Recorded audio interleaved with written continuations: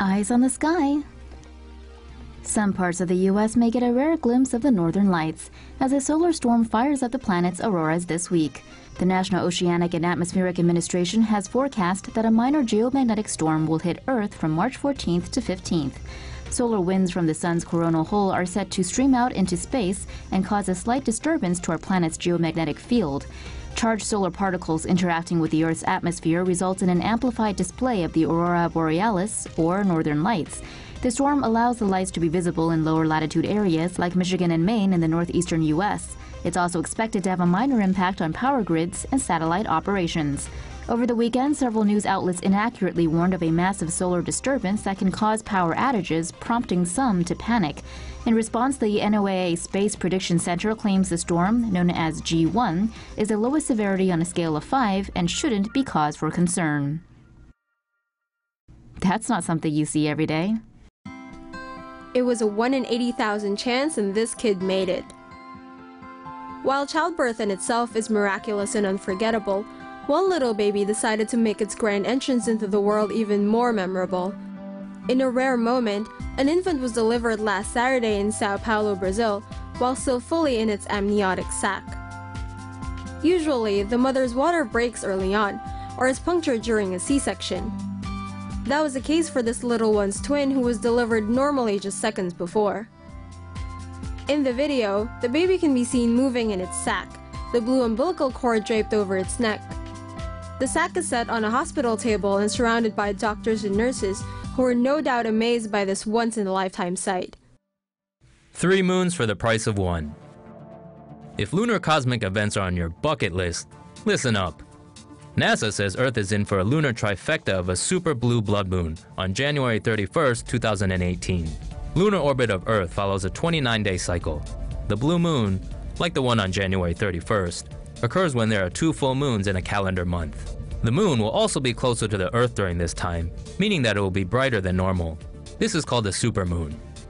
When the moon passes through the Earth's shadow during the January 31st lunar eclipse, it will appear red. This is also known as a blood moon. Much of South America, Africa, and West Europe will not be able to see the cosmic event, while most of Asia, Australasia, and the northwestern America will. The rest of the world may be able to see it partially, depending on their location. According to Time, the last total lunar eclipse to coincide with a blue moon was in 1982.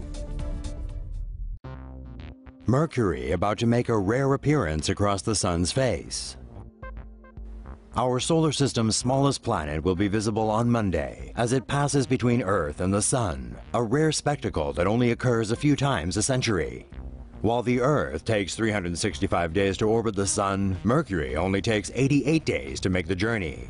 Skywatchers worldwide will be able to witness part of this voyage on Monday. Mercury passes between Earth and the Sun 3 times a year, about every 4 months.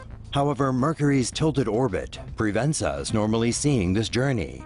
As Mercury's orbit is inclined 7 degrees to the plane of Earth's orbit, it's rare for the 3 bodies to line up so that Mercury is in our direct line of sight to the Sun.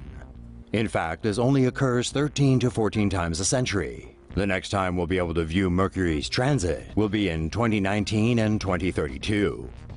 Mercury, which is about 3 times smaller than Earth, will be just 1 of 158th the width of the Sun's disk. So its movement across the Sun is only visible with high-powered lenses.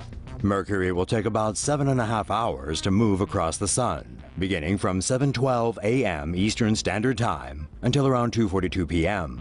An interesting phenomenon that can be observed is the black drop effect, which occurs when Mercury's edge forms a teardrop shape as it touches the Sun's edge.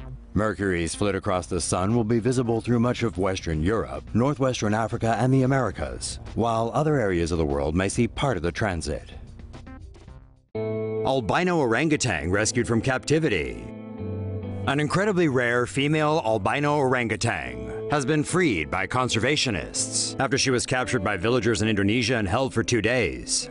The 5-year-old orangutan was found and imprisoned in a cage on April 27th in a remote district of central Kalimantan, the island also known as Borneo.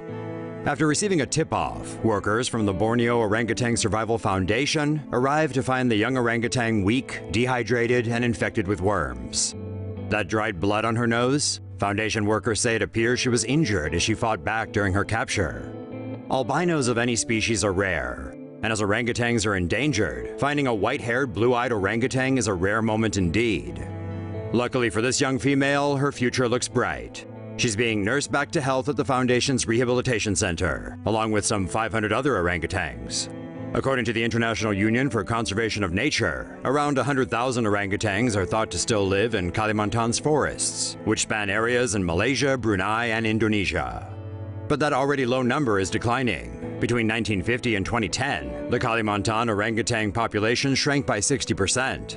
And due to continuing deforestation to make way for palm oil and rubber plantations, that number is forecast to fall a further 22% between 2010 and 2025. As if their situation wasn't troubling enough, the orangutan, a docile and majestic creature, is also killed by locals who regard them as pests.